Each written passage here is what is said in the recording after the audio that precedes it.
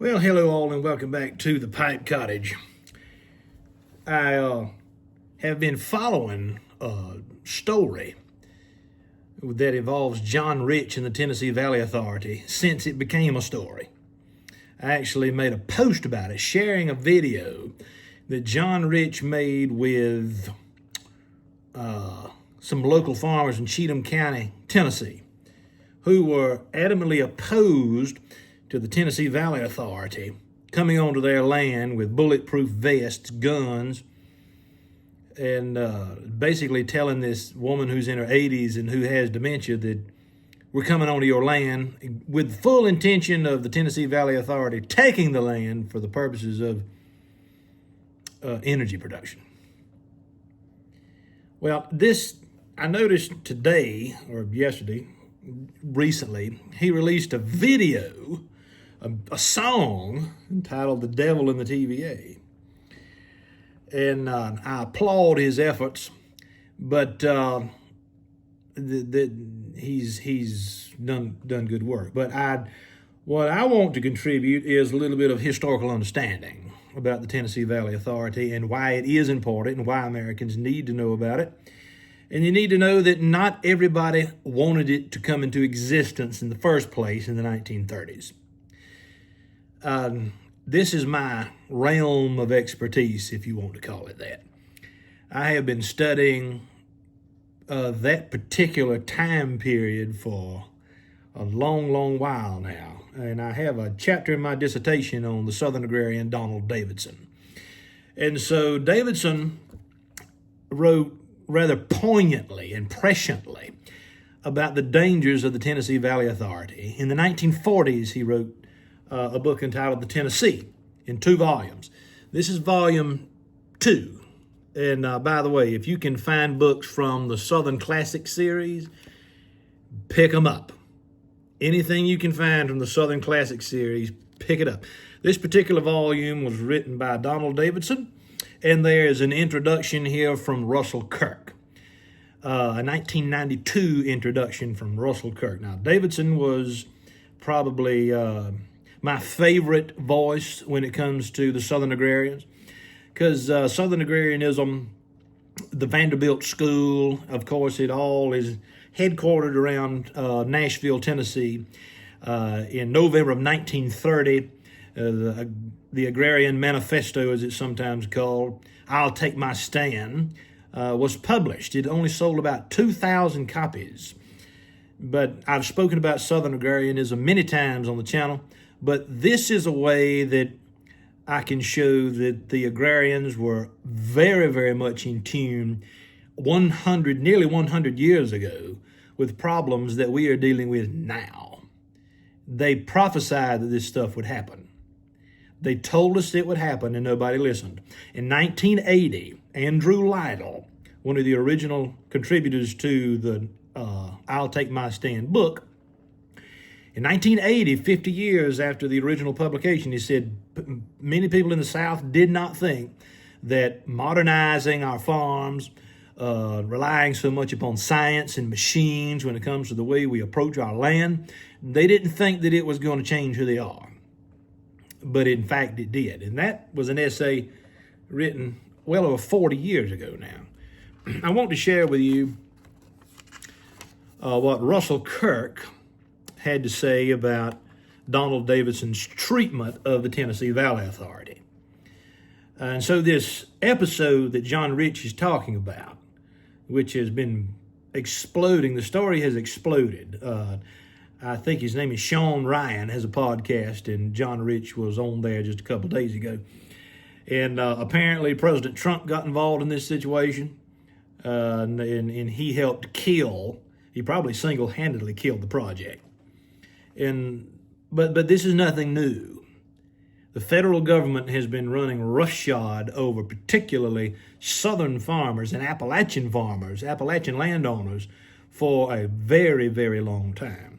In our part of Kentucky, we're living in an area that is poverty-stricken. It's an Appalachian county, and it's not that much different from other Appalachian counties, because these parts of the country were victimized, I think that's the proper word to use, they were made victim of extractive industries.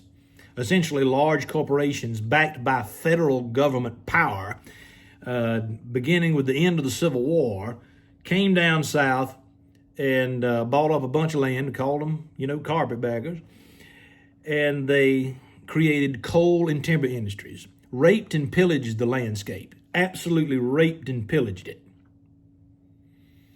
And this is one of the untold stories of American history, particularly American rural and environmental history, that beckons to be told. This is Russell Kirk in 1992 speaking about Donald Davidson's criticism of the Tennessee Valley Authority. Davidson knew his adversaries for the intellectual heirs of Ralph Waldo Emerson. And what he's talking about here is transcendentalism. Nowadays, the Tennessee Valley is forgiven by the North for its stubborn guerrillas during the Civil War only because it has been wholly subjugated by TVA and can be pitied as a part of an Appalachia presumably depressed and backward. Davidson's second volume of The Tennessee is political as well as historical. But Davidson never divorced politics from religion or from imaginative literature or tradition or history. Now, I could stop right there and give an entire lecture on the importance of that one sentence. Politics is nothing if it's separated from tradition and history. It means absolutely nothing. He knew that the greater works of politics have been poetic from Plato onward.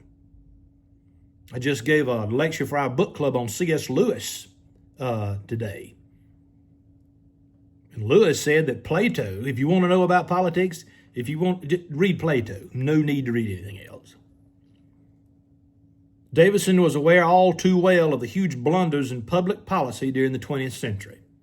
One finds in this volume, subtitled The New River Civil War to the TVA, 3 chapters exposing the failures of that enormous undertaking, the Tennessee Valley Authority, so warmly commended by the liberal press, that TVA, and eventually by most Tennessee politicians too, Donald Davidson, professor of literature, perceived the great flaws that engineers and sociologists preferred to ignore.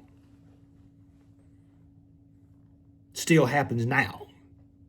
Rather than dealing with the fact that land usually belongs to somebody, we ignore the right to private property. Without the right to private property, there is no reason for this country to exist. On the original board of directors of the Tennessee Valley Authority, the youngest member of that triumvirate, which pretended to establish a new form of democracy in the Valley of the Tennessee, I'll touch on that in a little bit, was David Lilienthal. In this present volume, page 223, Davidson takes Lilienthal's measure. And this is a quote from Davidson himself. Of the 3 men, Lilienthal was farthest removed from the ancient indigenous life of the valley. In fact, in comparison with the other 2 men, he seemed more definitely an outsider. But Lilienthal was suave, as the 2 Morgans were not, the other 2 men on the original board. He had obvious gifts of personal attraction that bound followers to him. He was essentially an advocate, and a skillful one, full of passionate conviction about the benefits of electric power and the great possibilities of the Tennessee Valley Authority. Davidson was not enraptured with Lilienthal. He comments on page 326 and 327 on that eminent administrator as chairman of the TVA. Mr. Lilienthal was urbane and friendly. He could explain everything down to the last acre foot, ton mile, and kilowatt hour, and was not bashful about doing so. In 1944, he published a little book, TVA, Democracy on the March, in which he gathered up all his explanations and restated them with his usual success.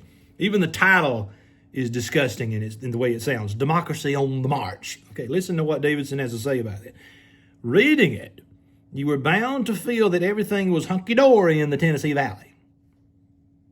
Tramp, tramp, tramp, the boys were marching, although not to the old tune or in the same uniforms. Probably alluding to the Union Army during the Civil War. All over the country, people said what a wonderful thing it was that Mr. Lilienthal was doing for those poor fellas in Tennessee and Alabama. And then, if you go to that section of the book, Davison says, still, it was not exactly the transformation that Tennessee and Alabama might have thought up. This is the interesting part about what happens to the South after the Civil War. It is remade in the image of a people that's not from there. It's still happening now. The problem is we've allowed it to happen for far too long. Now listen to this story that Kirk tells us in this introduction. 2 decades after Lilienthal wrote his little book, the present writer, Kirk, appeared on television with David Lilienthal. Now, Russell Kirk is not from the South, but he and Donald Davidson had a long correspondence. They were friends. Kirk was a great admirer of Southern agrarianism. So it was only fitting that M.E. Bradford asked him to write this preface. Mr. Lilienthal still was urbane and friendly. He was then engaged in vast development schemes for the Shah of Iran, financed in large part by American money. And oh, hadn't Iran been in the news lately? During the 1970s, as matters would turn out, the consequences of such developments would fetch the Shah down to his ruin. But meanwhile, Mr. Lilienthal and his development firm would do very well indeed out of the Iranian equivalent of the Tennessee Valley Authority. Our television discussion turned to the questions of liberty. Was liberty diminishing in our time? Not at all, Mr. Lilienthal instructed us. For liberty, he said, is the ability to make choices. Because of the growth of wealth, far more liberty has come to pass, he went on. More choices thus have become available to every man. Riches, in short, equal freedom. This sophistry, I love that word, this sophistry might not have gone down well with the Tennessee farmers dispossessed of their ancestral land, nor with their Persian gardener counterparts. Davidson was quite right when he discerned in Lilienthal the archetype of the futurist promoters he detested. Sophistry. My daddy told me years ago that sophistication is simply another word for a complicated phony. I'll leave you with that. Maybe it's not too late to turn some of this around. In our own community, we're dealing with the Daniel Boone National Forest, also owned by the federal government. The federal government owns the majority of the land in this county.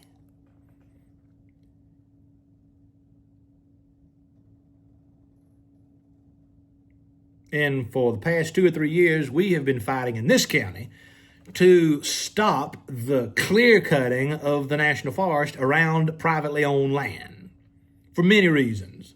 Many, many reasons. Nobody in the community wants it. But the Forestry Service is intent on making their will happen. Well, we'll see about that. But I'm encouraged. I'm encouraged that more and more Americans are waking up to the fact that land does matter. And it's best to leave private property alone. Leave it alone. In South Carolina, in 1951, the Savannah River site came into what is now the southern part of Aiken County, the northern part of Barnwell County. The federal government came in and completely removed entire towns, destroyed entire ancestral homesteads, gone. And I became interested in that as a teenager. I used to go around to the rural communities in South Carolina and I would seek out the people who were relocated by the federal government in 1951. And the common denominator among all of them was life was good before we had to leave home. Their sharpest, their clearest memories were on their old farms, their old family homesteads that the federal government decided needed to be removed. So, read Donald Davidson, read Russell Kirk. The wisdom of the Southern agrarians, close to 100 years after I'll Take My Stand, is finally starting to come into focus among people on a more popular level. And I am glad to see it. This is Alan Harrelson with The Pipe Cottage. Thank you for stopping by.